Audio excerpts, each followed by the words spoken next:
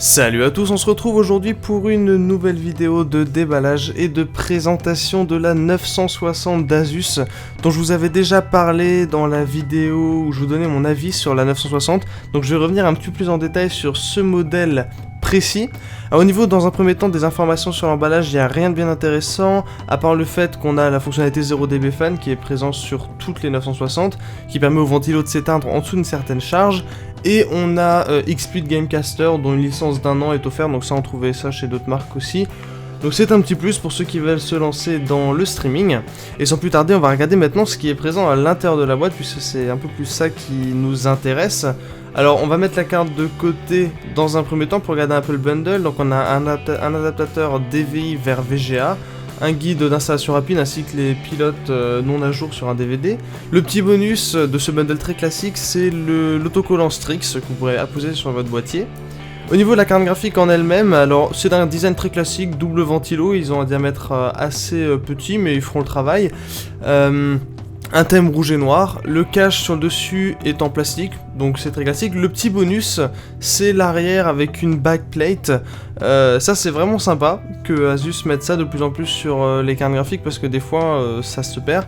Par contre du coup le PCB de la 960 étant assez petit, le radiateur dépasse pas mal à l'arrière.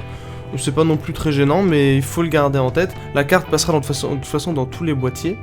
Alors sur le dessus, vous avez le connecteur, l'unique connecteur 6 pins pour l'alimentation et le petit autocollant Strix qui pour une fois est à l'endroit. Et en dessous, si on regarde un peu plus, on a les 4 jolis caloducs. Mais aussi, on remarque, si on zoome un tout petit peu, on remarque un autre problème que l'on voit parfaitement sur cette image, c'est que les deux caloducs qui sont un petit peu plus sur le côté ne sont absolument pas en contact avec le GPU.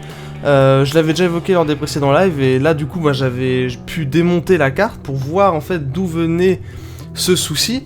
Et donc voilà, bon, outre le fait qu'on a une super phase d'alimentation et des radiateurs sur une partie de la phase d'alimentation, on remarque aussi que le GPU est non carré mais rectangulaire. Et ça c'est une spécificité à cette 960 qui se base sur Maxwell. La puce est plus petite puisque voilà, ils ont tout réduit par deux. Et du coup on a uniquement deux caloducs qui sont réellement en contact avec le GPU et ça se voyait même avec les traces de pâte thermique. Du coup sur les 4 heat pipes que vous voyez, seuls 2 vont réellement dissiper la chaleur et ça se ressent vraiment au niveau des températures puisque malgré le système de refroidissement DirectCU2, on est quand même à 58 degrés de température max sur Battlefield 4 avec les ventilateurs à 40% et 63 degrés sur OCCT GPU avec les ventilateurs à 55%. Du coup la carte en plein fonctionnement ne sera même pas si silencieuse que ça, elle restera silencieuse mais j'aurais attendu clairement mieux pour une carte comme la 960. On va terminer sur quelque chose d'un tout petit peu plus positif, c'est la connectique arrière qui est très riche avec un DVI, un HDMI et 3 DisplayPorts qui est excellent et qui va permettre de brancher une multitude d'écrans sur cette carte graphique. Voilà, c'était tout, j'espère que cette vidéo vous aura plu, n'hésitez pas à vous abonner, à me donner votre avis dans les commentaires et on se retrouve très bientôt pour plus de contenu.